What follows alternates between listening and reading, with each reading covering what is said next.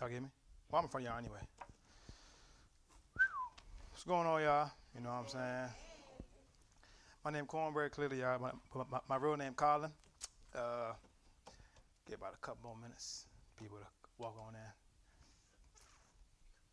Hey, Jordan. My friend Jordan right there, y'all. Hey, y'all. I'm in Jordan in the building, y'all.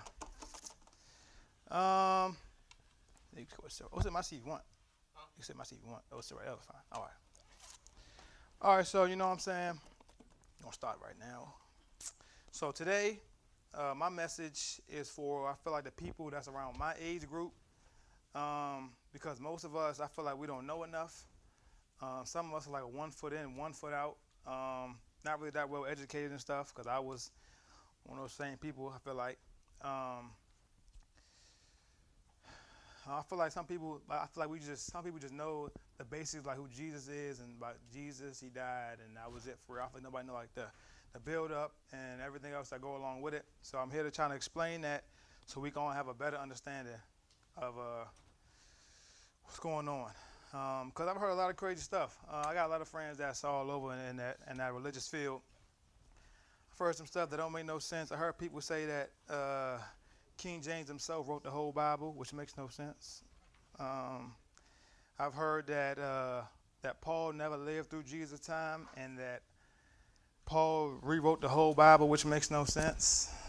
Paul lived during Jesus' time. There's a lot of stuff that people say that don't make no sense. So I'm here just to clean up all this mess. Um, because what's crazy is that the Bible is a collection of 66 books that was written over a 1,500-year period. So basically, everybody that wrote something ain't know the next person. It wasn't everybody in one room all writing the same thing down. It wasn't like that. It's around 30 to 40 different authors on 3 different continents, which means that everybody ain't know everybody. It was on different continents, speaking different languages, all coming saying the same one message. So that's a miracle and stuff right there. So I can understand if there was like one person who came and said they had revelation, and then he had to leave his village because they said you can't practice that here. And then when he went to that new village, he became the military, the political, and the spiritual leader there. And then after that, he had to make treaties and alliances with the other nearby villages and gain his following, and then go back to where he got exiled from to go there and tell them that, with his military, and tell them that I'm here to express our religion. Y'all gonna let us do it. And then they surrendered. And then I understand if that was us. That ain't us. So this lesson will basically be about how Jesus aligns with the old scriptures and who Jesus was, why you should follow him, and what he taught. I feel like people my age, they say, I don't need to go to church. What I need to go to church for? Or they only go to church when life hits rock bottom. Like, they lost their car, I got to go to church. I lost my job, and then you go to church. I just feel like you just using God, and I feel like that just ain't right. I say we need church because, for example, if you wanted to be a lawyer, where would you go? Law school. If you wanted to be a hairstylist, where would you go? Okay then. So if you want church is where you learn what the word says, and some of y'all like around my age say like, what that mean? Why we gonna know what the word says? The word tells you a lot. It tells you how to live, how to handle real life situations, and everything else you can think of. There's nothing that you have gone through or went through that nobody else did before you. This book been written over 1,500 years. Everybody been through the same thing. It ain't just you. And being in church gives you people around you who trying to do the same thing. So like, ain't just you and they're isolated, and you just feel like you left out. So for example, one day I was going to work. Me and Sinead, raise your hand, everybody. Raise your hand. Me and Sinead, right? We work at the same job. So we were riding to work one day, and in the radio they was talking about like bad church experiences. I don't know why I was topic on the radio. I don't know. And the lady said that she was in the dance ministry or something, and then she got pregnant. Obviously, she wasn't married. She was like a young, like a 20s or something. And then they kind of, I guess they blackballed her out and told her to stop coming, and she ain't been to church since then. That was 11 years ago, from that time. And I was saying, hurtful church experience can push people away, but God ain't the church members. Just like you get a bad job experience, you ain't going to quit working and ain't going to find another job, are you? No. So I feel like you should just find a better fit and just don't let other people deteriorate, or big word I'm choosing, deteriorate, I don't know what I'm saying. But basically, don't let them ruin, what you got going on.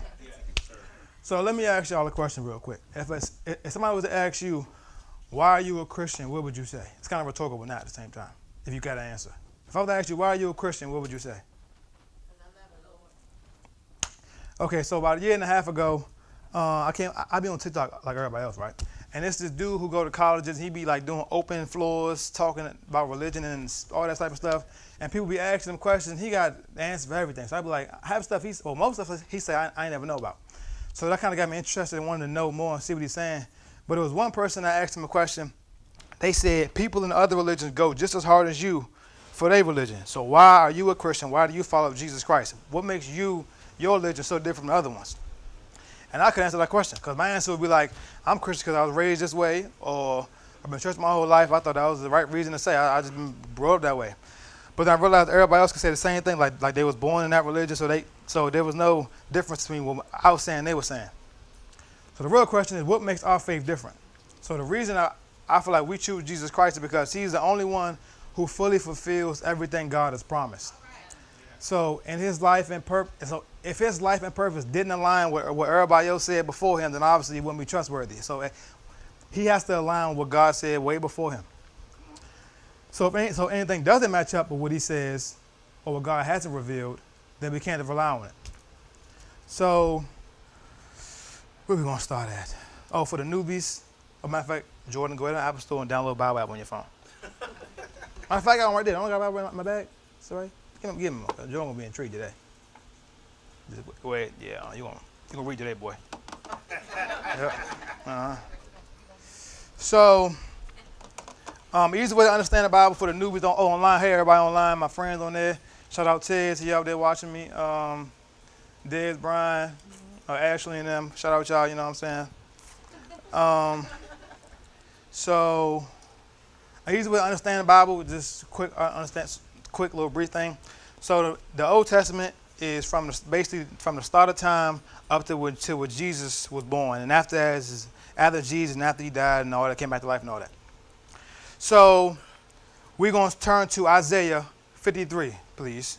Join us in the beginning. So just, matter of fact, probably easier on your phone because help him out. Isaiah, matter of fact, Pastor Vic, help him out. He's going to learn something with that, yeah. Isaiah 53.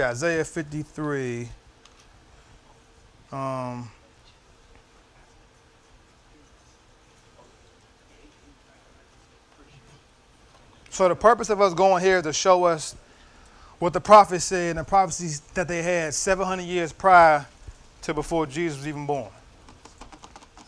How it all aligns. We're going to start right here, though. It's multiple, but we're going to start right here, though. Isaiah 53, verse 3. Right? Yeah.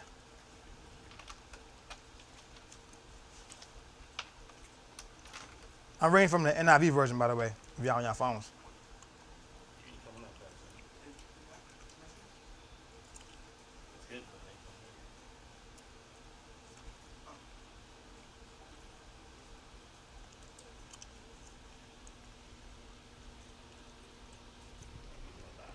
Isaiah 53, verse 3. So Isaiah was a prophet, y'all, by the way, back then. He's somebody who had revelation from God and all that good stuff. Everybody there? Yes. All right. So we're going to start at verse 3. So this is just a prophecy that he's saying back in this time. So he said, verse 3, he was despised and rejected by mankind, a man of suffering and familiar with pain, like one from whom people hide their faces. He was despised, and we held him in low esteem. Verse 4, surely he took up our pain and bore our suffering, yet we considered him punished by God, stricken by him and afflicted. Verse 5, last one. But he was pierced for our transgressions, he was crushed for our iniquities. The punishment that brought us peace was on him, and by his wounds we are healed. So who does that sound like, y'all? Jesus. Sound like Jesus. I don't know how it could sound like Jesus if it was 700 years before Jesus.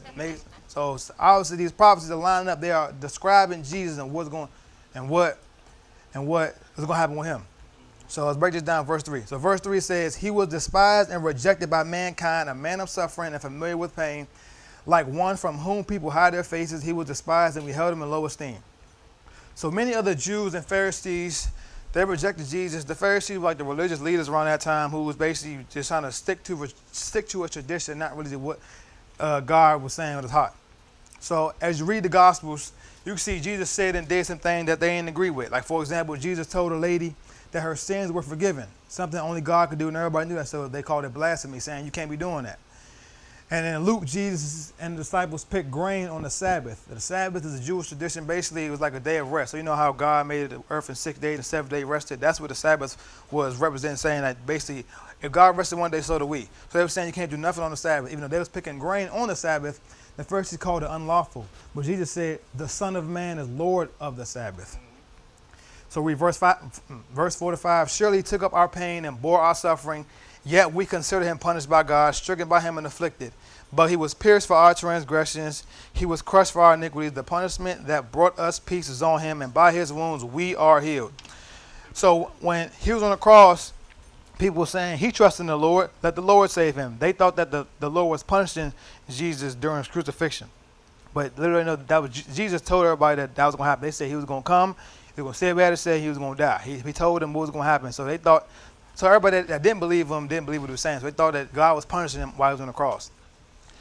So for the longest, I didn't understand what Jesus dying for our sins meant. I knew what I knew what it said, but I didn't understand what it meant until I realized he died for our sins because the cost of sin is death.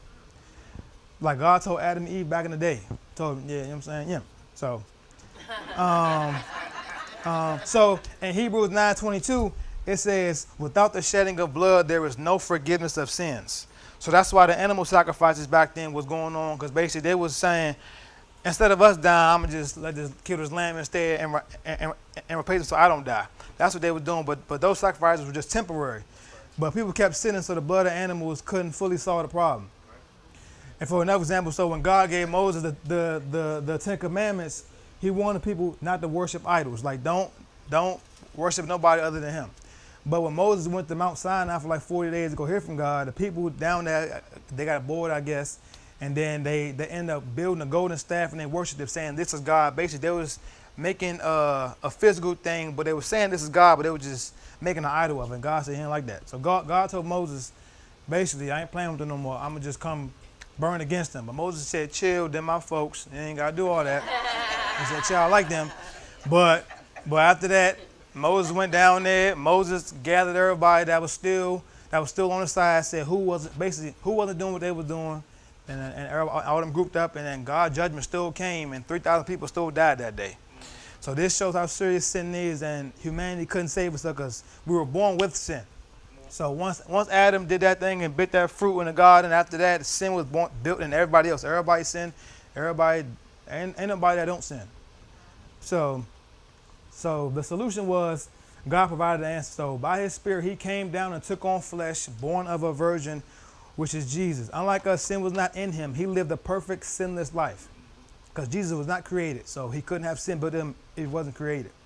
Unlike, so that made him a clean offering. So when they was doing when they was sacrificing the lambs couldn't have no blemishes, no scars. They had to be clean and no dirt, none of that. They had to be washed and all that. So that was, what's the word I'm trying to say? Yeah, symbolic of how Jesus was a clean person, no blemishes, no sin or nothing. And then Jesus willingly laid down his life to pay the debt of sin for all humanity. And on the third day, he rose from the grave again, proving his divine mission. So basically, without the sacrifice of Jesus, none of us will have a chance to enter the kingdom of God. So now we'll go to another prophecy from David, because I'll go to Psalms 22, if y'all can. Psalms 22. Help him out, Pastor Vic. Miss Minister Celeste. Tracy, help him out. You ain't doing nothing over there. Help him out.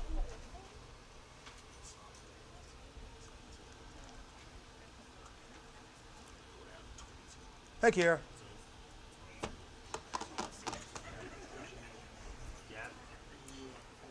Shout out Sid online too. You watching? Hey, Sid.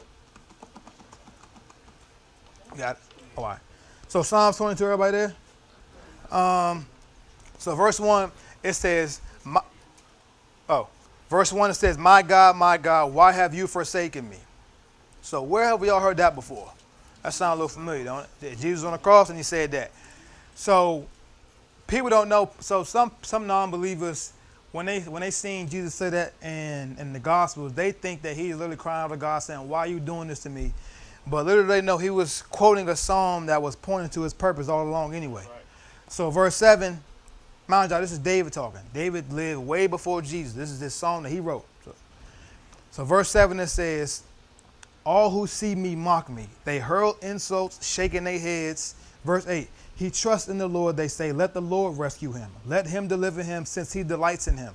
And all these same things were said in the crucifixion. So if you want to look at and reference back later, that's in Matthew 27. I think it started at verse 39. I wrote it down there. And then there it says basically the same thing that it said right there. And let's skip down to verse 16 real quick. And it says, dogs surround me. A pack of villains encircles me, and they pierce my hands and my feet. So mind y'all, back then, the crucifixion wasn't a thing back then. So since they describing something that wasn't around back then. Well, you working it out tonight. I tried. It's basically them. What I say? You didn't ask me up. What I say? Hold on. I found. Oh yeah. It wasn't around back then. So the fact that they explaining something that wasn't around back then is in itself is, you know what I'm saying? You know what I'm saying? Yeah. So, yeah. Oh yeah. I forgot. Crucifixion wasn't created until around 6 BC. And that was written, and the Psalms of David was written in around 1000 BC. That was 1,000 years before crucifixion was even a thing. Mm-hmm. So one more prophecy, y'all have to go to. I'm just reading. I ain't going to go much in it. So it's Zechariah 12, verse 10. And first of all, the title of the thing literally says "Mourning for the one they pierced." It's just like it's already written there. Man, I keep saying this is before Jesus because these people was not Christian. Christianity wasn't things until after Jesus died. So these are people that wasn't Christian. They ain't know Jesus, and they saying all this stuff about somebody that is going to happen to. So this is what I'm saying. Like this is, I don't know how you're not a believer. I don't get it. But in Zechariah 12 verse 10 it says, "And I will pour out on the house of David and the inhabitants of Jerusalem a spirit of grace and supplication. They will look on me and they will look on me, the one they have pierced, and they will mourn for him, and as one mourns for an only child, and grieve bitterly for him as one grieves for a firstborn son." So the significance of these prophecies that they were written, like I said 6 times, keep saying it again. They were written hundreds of years before Jesus. Isaiah, David, and the Psalms, Zechariah were all separated by centuries. All of them wasn't living in the same time, copying messages. They was written in different times, in different places. They're all saying the same thing. And yet they all heard the same message from God and delivered the same message. And the message was clear that the Messiah, the Son of Man, will be mocked by unbelievers and pierced for our transgressions and the sins of the world. This shows that for a prophet to be true, the words must align with the prophets before them. God don't contradict himself. So any other prophet that say they're a prophet in any religion, if they don't align with what everybody else is saying, they're a false prophet. Matter of fact, my man Joe in there for a reason, because he know where I'm going with this, but I ain't trying to go too much deep into it, because, you know what I'm saying, I must start sweating too hard up here, get a little angry. So, where was that? So, yeah, got you. So if all the prophets align and point to the same truth, then the question is, who is the Son of God? Who is the Messiah really? To answer that, we'll have to go to the beginning, when God first revealed himself, his own identity to Moses. So let's go to Exodus. That's the second book of the Bible, Jordan. Exodus 3, verse 7. Exodus 3, verse 7. Yeah, like the second book, literally. You see the word Exodus up there at the top. What's the number? Exodus 3, chapter 3, verse 7.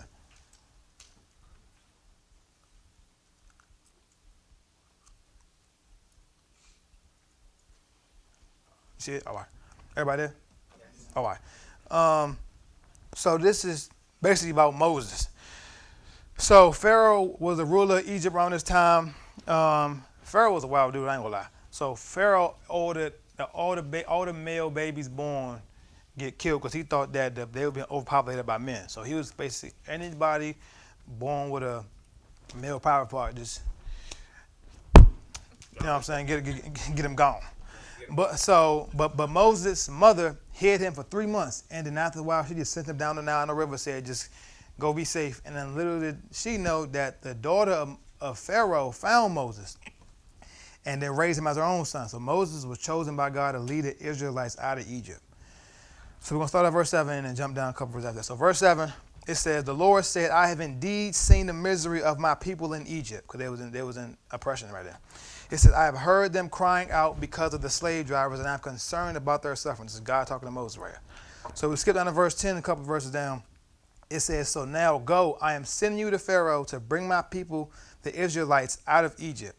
But Moses said to God, who am I that I should go to Pharaoh and bring the Israelites out of Egypt? He's saying, who am I to go tell them we got to get out of here? Like, who am I supposed to be? Basically what he's saying. And then verse 12 says, and God said, I will be with you. It's a certain type of confidence you got when you got certain people with you. You know what I'm saying? So, Colin, though, we used to go out all the time.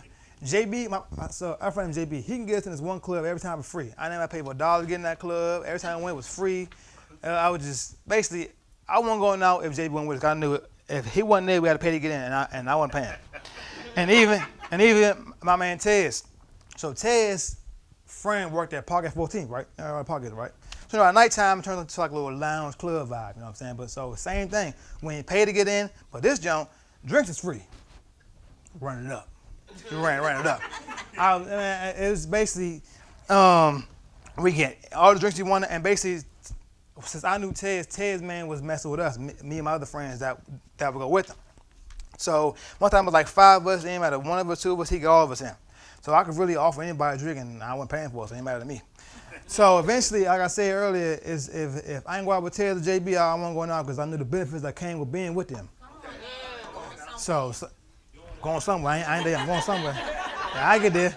So at one point, so after a little bit, it got to the point where since I was with Tez so much, me and the dude was getting close. So I'm like, matter of fact, I asked Tez for the number. I was like, matter of fact, let me tell him and bring my own other friend there so I can, you know what I'm saying, feel like I get everybody in there. So later on, me and my other 2 friends, we was talking to these few girls. This is before Saray, y'all. It's like a couple years ago. So it was like basically like a 3-on-3 type vibe, you know what I'm saying? So I was like, matter of fact, how about we all just go to Pop?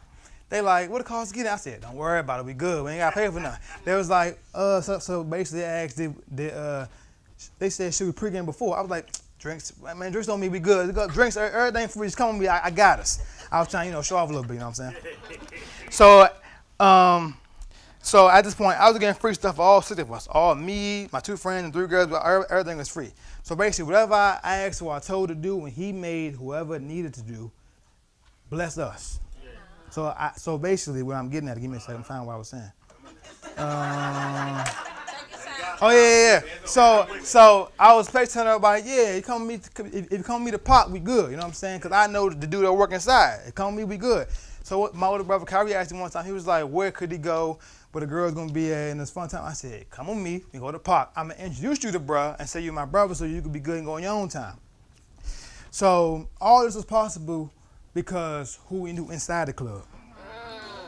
So moral of the story is when you hang around people who got favor, they can get you in the doors you couldn't get yourself in by yourself. And that favor will rub off on you, Michael.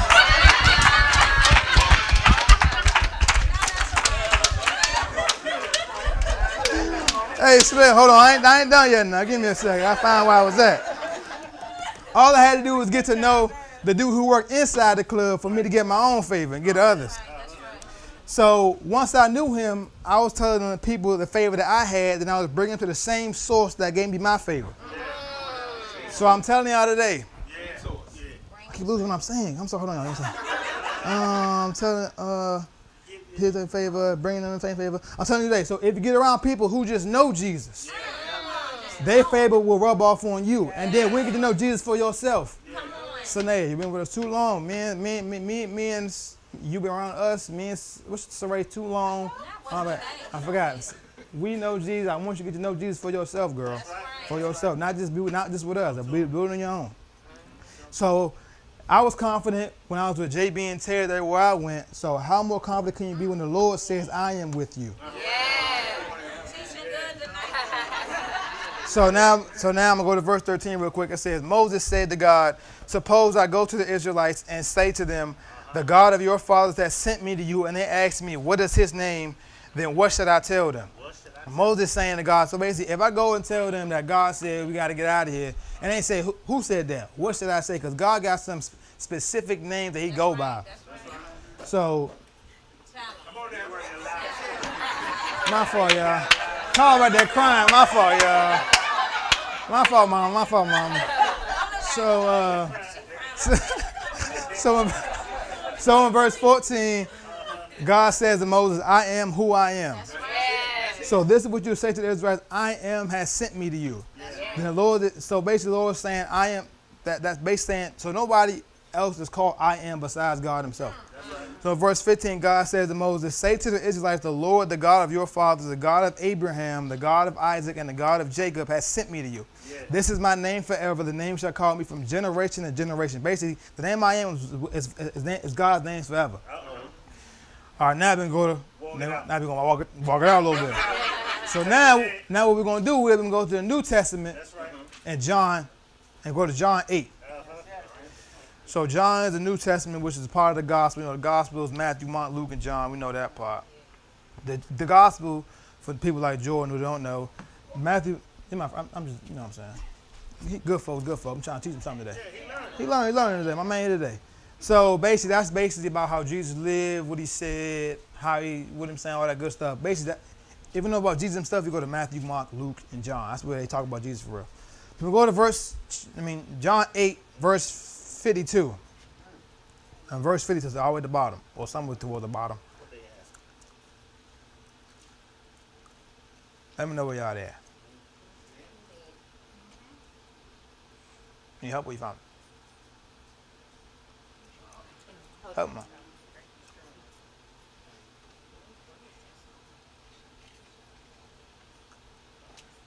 The word's a little small, my bad.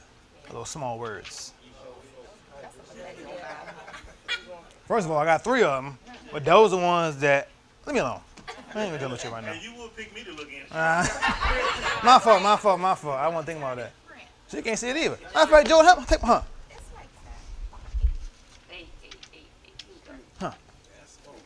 But read like that. Oh, use that. Scroll down, see the word. Go up a little bit. John.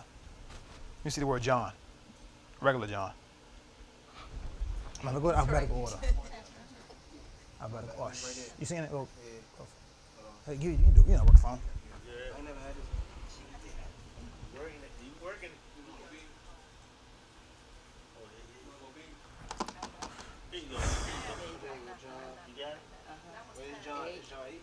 There's John 8, 52. John 8, 52. 8:52. Yeah, all right. So bad. So everybody. Walk it down slow. So 52. So verse 52. Oh, so background of John 8. So back a woman of Jesus who was caught in adultery. She was cheating or selling. That's, you know what I'm saying. So she was, and then they brought her basically trying to asking for a judgment. So they were reminding him the law of Moses said that if you're caught in adultery that you should be stoned. So they wanted to trap Jesus to let anyone without sin throw the first stone. Basically saying, if you never done wrong, then you throw the first stone. Everybody just drop their stones. Basically, you right, we all sin. And Jesus said, I don't condemn you. Go and leave your life for sin.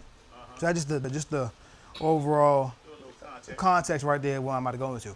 So verse 52, they said, at this they exclaimed, now we know that you are demon possessed. Abraham died and so did the prophets, yet you say that whoever obeys your words will never taste death. Verse 53 says, are you greater than our father Abraham? He died and so did the prophets. Who do you think you are? So who Abraham is? Abraham was, so in Genesis 12, God called Abraham to leave his homeland in faith and go to a land that he would show him, promise him, and bless him. Well, sometimes you got to get up and leave out your comfort zone in order for God to bless you sometimes. So Abraham went and built altars and worshiped God wherever he went. And at age 75, God promised him a son. I don't know who out here at 75 having kids, but he told him he would have a son, and he had to believe him. So later on, him have a son named Isaac. Now later on, God wanted to test his faith and asked him to sacrifice your one and only son, if you love me for real, basically what he said. So this will show that God will test us seeing if we love the blessings more than. So will you continue praising God after he blessed you? So after you got that new car you wanted, would you still keep coming to church? Will you still keep reading? Will you still keep doing all that good stuff you were doing before you got the car? So after Abraham obeyed, God provided a lamb instead and switched it out. Basically, he didn't sacrifice his son. God just wanted to test him real quick. So then all the Jews basically seen Abraham as like the father, like he was like the first dude basically. So that's why they said, why do you think you're better than Abraham? Yeah. So verse 54, Jesus replied, if I glorify myself, my glory means nothing. My Father, whom you claim as your God, is the one who glorifies me. Verse 55, though you do not know him, I know him. If I said I did not, I will be a liar like you. But I do know him and obey his word. 66, your father Abraham rejoiced at the thought of seeing my day. He saw it and was glad. This means Abraham had faith in God's promise of a Savior would come. Even though Abraham lived long before Jesus, he looked forward with joy to the Messiah's arrival. And Jesus was telling the Pharisees that he is the fulfillment of that promise. In verse 57, they said, you are not yet 50 years old, they said, and you seen Abraham base saying, you ain't old enough to even know who Abraham even is. You ain't even 50 yet, what they saying. Then verse 58, he said, very truly I tell to you, Jesus answered, before Abraham was born, I am. So let's rewind this for a second. That phrase, I am, we just heard, which is written 1,400 years before Jesus was born. God told Moses in Exodus, we just read, to tell the Israelites, if they ask who sent you, say, I am sent you. And now here in John 8, Jesus uses that same name for himself, saying that basically he is God in the flesh, what he's saying. He's saying he existed before Abraham, before all history, and he is still here now, saying that he is eternal, basically. So Jesus was not created. Then in verse 58, they knew what Jesus was claiming. They said, oh, you claim to be God? And they said, so basically Jesus fled and escaped. So in this chapter, Jesus clearly claimed to be God in the flesh. Now let's cross-reference this to another verse and remains consistent through this whole Bible. Let's go to John 1, verse 1. But all the OGs know what this say. You see where I'm going with this.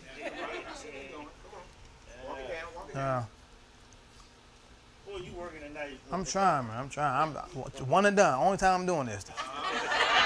No more. Heard that, Bishop? No more. On this. Don't call me no more.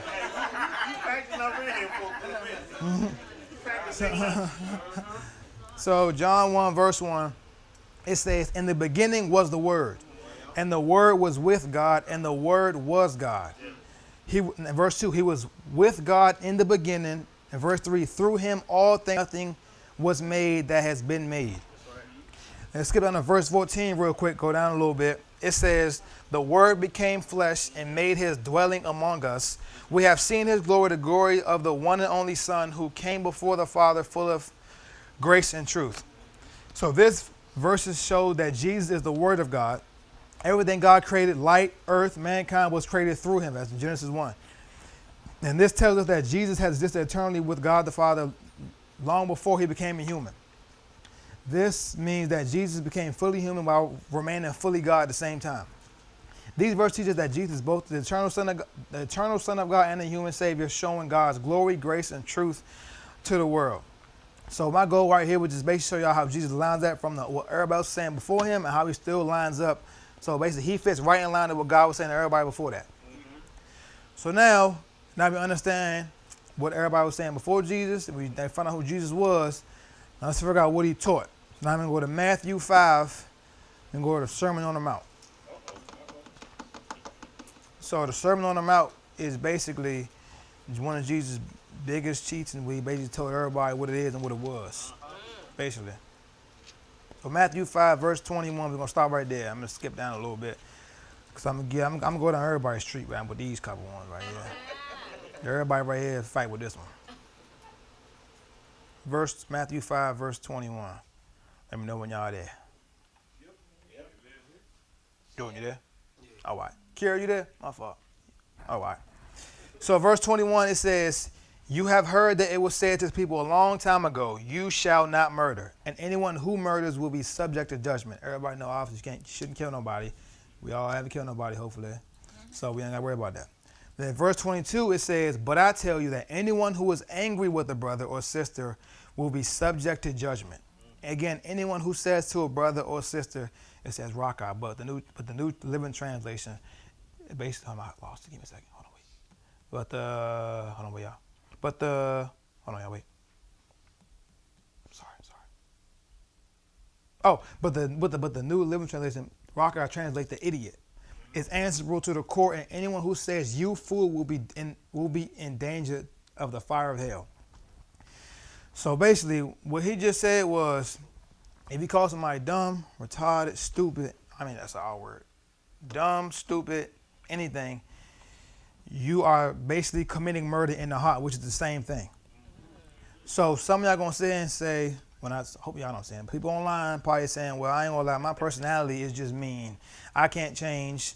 What they be saying? I'm a Aquarius. We always mean. Or I'm a. What they be saying? I'm a. What they be saying? Oh, like I'm a Leo. We got a smart mouth or whatever that crap be saying. So, but I'm here to tell you that that's a lie, because who in here? All right, well, Bishop close your eyes. Who in here curses, y'all? Or used to curse in their past life? In their past life, okay. So everybody that do curse, I ain't want to say it, because I still do. I'm sorry, y'all. I ain't perfect, you know what I'm saying? So everybody that still do curse, matter of fact, no, I'm going on y'all street. So everybody that used to curse back in their past life, let's say, I know everybody started cursing probably in high school or before that. But whenever y'all teachers came around, how many of y'all curse words obviously stopped flying out your mouth? You weren't cursing when the old heads come around. Or y'all didn't want to get in trouble. So y'all knew cursing was bad, and y'all knew when to cut it and cut it off. So that's the same way I'm saying this. I always tell everybody, there's two things in life. Either you're going to do it or you're not going to do it. I feel like it's simple. Simple is just either black or white. Either you're going to do it or you're not going to do it. I feel like the gray area is not something I like being in, because I feel like that's too much gray area to miss, and I don't really like the gray area. So, for example, like last year during the summertime, every weekend we was drinking, doing something, having fun all the time, blah blah. We was having fun, and I was like, man, for the first 6 months, I ain't gonna do no drinking. I'm gonna save $20,000 so I could buy a new car. So mind you, I was drinking every weekend. I'm not an alcoholic. I was in them occasional at a party. I wouldn't go home after work, get a drink, and go home. I wasn't that type of. I wasn't drinking by myself. I wasn't doing that. That's weird. Not weird, but I wasn't going through nothing. I wasn't going through nothing to drink by myself. I wasn't me. So, and I did it. That was easy. So I didn't drink for the first 6 months, and I saved all the money, and I bought a new car. I was in my Tesla outside. So shout out to Saray. Saray got a budgeting business, y'all. She helped me do that. And if you want, you know what I'm saying, get your money right, all that stuff, raise your hand, Saray. All right. She right there, y'all. Right, they're being scared. So it's just straight discipline and maturity. So this is why I'm kind of a big advocate for sports, because it teaches you discipline and perspective. So it's not just about playing a sport, it is, but it teaches you more stuff, but you'll learn later on. So the reason I say perspective too, because when I was playing football, training in the off season, obviously I would do sprints so I can just get in shape. But then when I got to practice and the coach said get on the line, I was like, well, how are we running for? But when I just flipped my perspective and was saying the same time how I was running in the off season to get me in shape, all I'm doing the same thing right now. So instead of thinking it as a punishment, I can think of it as it's helping me out. So that's why I said just flip your perspective on everything, and it could change your view on stuff. That's why every bad situation you can flip it into a positive one. So I feel like you are in control of your perception of how stuff happens to you. So, for example, you say you lost your job, that's a bad thing you think, but the good thing you can say is a new one was coming. Yeah. So with me, my old car, I feel like every week I had to buy something for that car. I was $100 here, $5 here. I'm like, bro, I'm sick of this. But I didn't know it was because I had a new car coming around the corner. That's outside right now, by the way. Keep saying that again. So now let's go to verse 38, y'all. I'm just going to go down a little bit. The verse 38. I'm trying to hurry up and get out of here. Verse 38. Let me know where y'all are there. You there? Everybody there? Okay. Verse 38. You have heard that it was said, an eye for an eye and a tooth for a tooth. But I tell you, do not resist an evil person. If anyone slaps you on the right cheek, turn them the other cheek also. I'm just breaking it down for y'all. So somebody gets smart with you, don't respond. Somebody disrespect you, walk the other way. That's too hard for us, I know. Too hard for us. Somebody flick you off in traffic, let them keep on going. Don't speed up. Don't try to get up on them and just drive out through the rolled up window. So this actually got put in practice. So one time, this was like during the prom season. I was taking pictures of everybody, and then I did like a 3 in 1 day. I was tired, and me and Saray went to go see Sinners again for the second time. We at Tyson's movie theater. We sitting there, and I'm at the seats don't recline back. I didn't know that till I got there. So the preview is playing on. I'm on my phone, just waiting till the movie to start. I've seen the previews already. And then, you know, the preview that say basically the movie about to start, so basically get out your phone. That one up. I'm on the phone, just still scrolling Instagram. I don't know what I'm doing. And all I hear a voice over my ear say, the movie is starting, get off your phone. I'm like, so I didn't really turn my neck. I was fighting just to say who was talking to me, telling me, like, so then straight like, and I'm like, and then the people beside me, they was black too. They was like, I'm like, just keep on scrolling. I just put my phone down. I'm like, he ain't just said to me. And then his wife beside him was like, "Chill, leave him alone." I'm like, "Yeah, please tell him leave me alone, cause I'm trying to work on myself and not get in trouble, cause he working on me." And I feel like he working on me fine, because it's funny because it's not a half story. So like literally 2 days ago, due to my job, I was telling him about, because he asked about my CJ QB training stuff, and he was saying, I told him that me and CJ were the Frostburg together, and I told him I got kicked off the team because I had a mouth. I had a bad mouth. I was bad, and he was like, "For real?" I was like, "Yeah." I said, one time I was in 8th grade, I was in a game, and I got tackled, and I was mad, and I punched the ground, and I broke my hand, and he was like, "For real?" I was like, "Yeah." He was having an anger problem, and he was like, "Well, I couldn't tell." I was like, "Well, a little working on me." So you wouldn't know I had anger problems, but I used to have them bad back then. I mean, I'm better now. Yeah. So, and my pride was bigger than me, I can tell you that. And I remember one time I was at a fair with Saray, and I think I lost like 2 games in a row. I ain't said a word for 2 hours straight. I was just angry. I ain't funny, be quiet. I ain't said a word for 2. I was so angry. I don't like losing, and I ain't stay up for 2 hours straight. I was quiet the whole time. I didn't want to talk. I told Saray I would pray somebody bump with stuff in my shoes, I could just put hands on them. I just had anger. I was so angry. I don't know what my problem. I just be angry. So I'll be quiet. Shh. And then one day they was talking about knowing God's voice or something, and I'm like, all right. And then one day I was at home, and I was like, so how does it work? Do I just say, "God, speak to me," and he say, "What's up?" Or like, how does this work? I don't know how this work. Do I say, "All right, God, talk to me"? He be like, "All right," and tell me about my day. Or I was confused on how the word stuff work. So one day I was going to bed. I was like, "All right, God, speak to me." I ain't hear nothing. I went to bed. Woke up next day, said it again. I'm like, "All right, it ain't working." Obviously, I don't know enough, so he ain't working right now. I don't know if it was 3rd, 4th day. I don't know when it was. And one day I heard it wasn't me saying, because I know I wouldn't say it to myself. I heard her say, "Stop being prideful." I'm like, "Who, me?" I was like, "Nah, dog. I ain't want to give into it," but I was like, all right, I'm just listening to you this one time. I'm gonna try to stop being prideful. So ever since then, I try my best to stop. I try to do small wins every day about that, and I try not to say too much. I try to let stuff go. So, but everybody know the devil know how to get to you.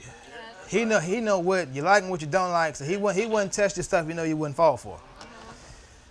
So one time, I was like, at this point now, I'm good with people talking about me, but not nobody I care about. You know what I'm saying? So everybody knows Saray a sweet girl. She don't curse. She don't none of that. You know what I'm saying? Good person, right? So it was one time this girl, I guess she was upset at Saray on Instagram or something, and when I said, "Man, leave her alone, girl." It was just I'm telling her the words. So leave her alone. Let her just talk. Let her blah blah.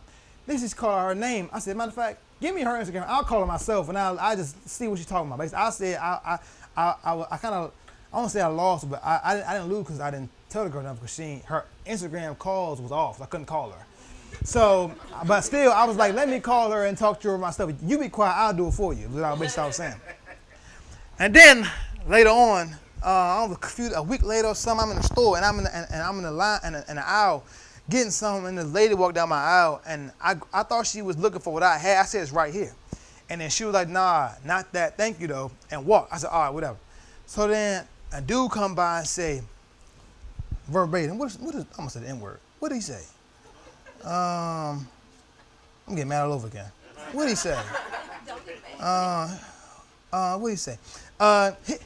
He got in the aisle and said, "Don't disrespect me, bro." I'm like, "Huh? What do you mean?" He said, "That's my girl." I said, What are you talking about? He was like, and he said, don't disrespect me, bro. That's my girl. I'm like, what the? Well, I cursed you. I said, what the F are you talking about? That's what I said. And then after that, he walked away. I was like, oh yeah, hold on. Let me get what I can get so I can get in line and meet him in the line so I can see if he got the same energy when I get up on the bumper. So it's a line, it's two righteous. I'm right here. I'm like curves. So I'm in this line. I want them to leave so fast so I can get up on them and see what they're gonna say when they get right there. So once he leave, I get up there. He said, my fault, bro, was a misunderstanding. I said, yeah, I didn't know what you was talking about. He said, dudes out here be disrespectful. I'm like, yeah, whatever. So the point I'm getting is, after I knew I was going to put this in my lesson, all this stuff happened after that. So the devil was trying because he knew how to get to me. He knew I don't make people I like, and even though I said I'm good on my own, but it was just don't play with me a little bit. You know what I'm saying? I'm trying to still work on it. I ain't there yet, but I'm almost there. Now, same John. Now, let's go down to verse 24 real quick, y'all. We almost done. My bad. Almost done. Verse 24. Oh, yeah. My fault. Oh, right there, huh?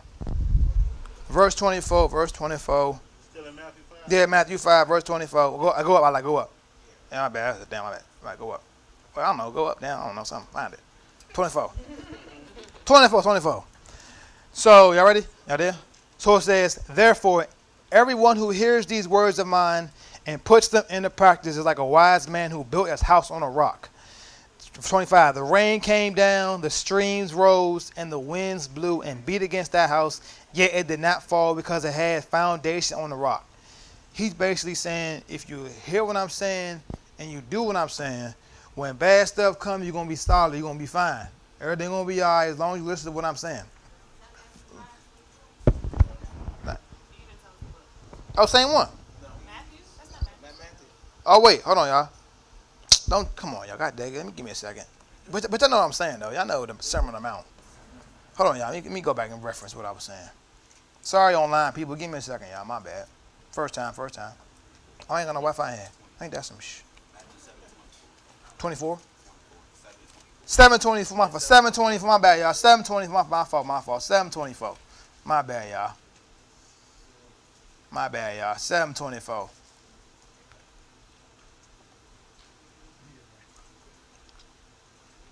My fault. Yeah, now? Y'all there? Yeah. All right, I'm reading again anyway. So, 24, therefore, everyone who hears the words of mine and puts them into practice is like a wise man who built his house on a rock. 25, the rain came down, the streams rose, and the winds blew and beat against that house, yet it did not fall because it has built its foundation on a rock. And 26, but everyone who hears these words of mine and does not put them into practice is like a foolish man who built his house on sand. 27, the rain came down, the streams rose, and the winds blew and beat against that house, and it fell with a great crash. So he's saying, if you hear what I'm saying and you don't do what I'm saying, and when bad stuff comes, don't come crying to me, basically. We're saying, I told you what to do and listen to what I'm saying, so when it comes, don't matter when you fall and everything don't go right. So God understands that none of us are perfect, but he knows the heart. So what matters is the genuine effort to follow him. Basically, start reading one page a day or one chapter a day. Just start somewhere so you can know that you trying at least something. And even on people my age, on the Bible app, they got plans. Say you got an anger problem, search anger. They got plans on how to deal with anger. Or if you got doubt, they got the Bible app is a good use of information. Now I think I put verse 21. I don't know if it's the same 7. I think it's 7. What verse 21 say?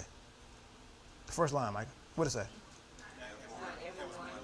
Oh, yeah, same one. 21 right there. 21, same chapter. Go up 21. So this is the last thing I'm saying. So not everyone who says to me, Lord, Lord, will enter the kingdom of heaven, but only the ones who do the will of my Father and who is in heaven. 22, many will say to me on that day, Lord, Lord, did we not prophesy in your name, and in your name drive out demons, and in your name perform many miracles? 23 says, then I will tell them plainly, I never knew you. Away from me, you evildoers. This right here should make everyone tighten up right. I ain't gonna lie. So he's basically saying, that's like us saying, God, every time I see a homeless person, I always give them food, or I know a lot of scriptures, or I know how to pray really good. But he's saying it's possible to look religious and even do great things and still miss out on the kingdom of God because your heart doesn't fully belong to him. So follow the Lord with all your heart and see the wonders he will do. So I was Easter 2 years ago. I forget her name. The lady was up here doing tithes and offerings and with her daughter, her mama. What's her name? The tithes officer? Chantel. Yeah, Chantel. She did Easter one time, and then she said something happened to her, and she was like, "Go 100%." And I was like, all right. So I said I was going to do that 2024 in January, and I started going 100% and trying to read every day and with my camera stuff. And that year, 2024, after most money I made in my camera that whole year. And then March was, well, up until December. But March was the most money I made in my camera the whole time I had that business. And then this year when I said I'm doing that 6 months, no drinking and saving money, I was obviously still reading the Bible. I want to do it even more this time. And March 2024, when I was the most money I had, it was the same for this year in March. But the number for this year, from that year, it was triple. So what I'm saying is y'all just... I'm telling y'all what it say. If you do what it say, you'll look out for y'all. That's all I'm saying, y'all. So I'm telling y'all, people, this is really for the people around my age that don't really know nothing for real, that don't know where to start or in this stuff. So I would just tell y'all just to start in the gospel. Start with Matthew. We just read Matthew a little bit. Just start Matthew chapter 1, verse 1 and read that. I know when you open the Bible, you don't know where to start. You don't stop on page 1 and go through all. You don't do that. You don't read the Bible that way. So I say start in the gospel, start in Matthew, which is the first book of the gospel. Start right there. New Testament. The same thing. Yeah. Start right there and then go on, and after that, just read it, blah, blah. So the Sermon on the Mount we just read is one of Jesus' most famous and recognized teachings. I want y'all to read that in your own time too. And the rest of the Gospels. And that's all I got for today, y'all.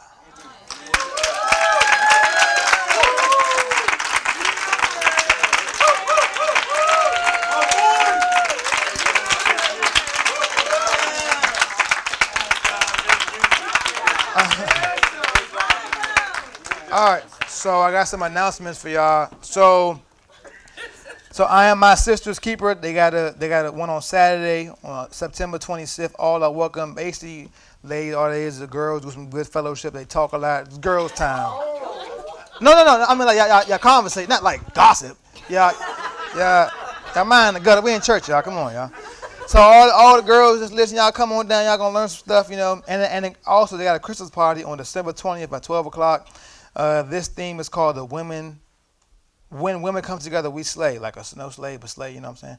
So tickets $35. You can purchase on Eventbrite.